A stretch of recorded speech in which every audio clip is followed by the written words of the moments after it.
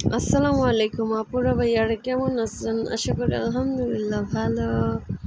কি অবস্থা আপনাদের? সকলে ভালো আছেন কিনা জানি না। তাই আজকে রান্না করেছিলাম দুপুরবেলায়, তো সারতে সারতে দেরি হয়ে গেছে। দেন গরম ফুরা ভাত বলে ডাইলা দিয়েছি বাতাসে দোলানোর জন্য। ভাত বলে ঢেলে নিয়েছি জোরানোর জন্য। তো আজকে কি রান্না করেছি সেটা আপনাদের দেখানোর জন্য মনে করেন যে লয়া নিছি।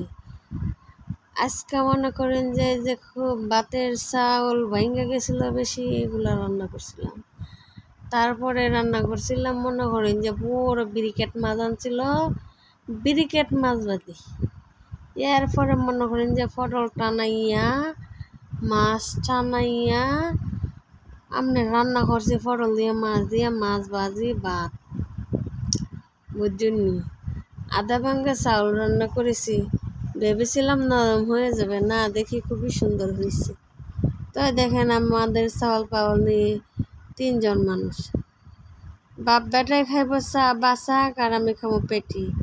তাই মানুষ কম, মাছ ভাজিও করছি কম, তরকারিও রান্না করছি আজকে কম। কারণ বেশি রান্না করিলে এগুলো খাওয়া হয় না, নষ্ট হয়ে যায়। যার কারণে মনে করেন যে আমি অল্প করে রান্না করেছি, অল্প করে যাতে শেষ হয়ে যায়। তো আপনাদের যদি পছন্দ হয় ভিডিওটা লাইক সাবস্ক্রাইব করিয়েন আর পাশাপাশি থাকিয়েন। দ্বিতীয় কথা হইল আর ভিডিওটা বেশি বেশি করিয়া দেখিয়েন। আর তৃতীয় কথা হইল মনে করেন যে আপনারা হক গলে যদি মনে করেন যে বেশি বেশি খাবার নষ্ট না করে হালাইতে চান, এরম করে কমায় কমায় রান্না করে খাতে পারেন, বুঝছেন নি। তো আপনারা হক গলে বালা থাকেন আর বালায় বালায় আর মোবাইলের ভিডিওটা দেখেন, বুঝছেন নি। দেন মাছ বাজতে বাজতে ফুরি লাইছি, এখন মনে করেন যে আবার মেসেজ হয়ে পড়ে।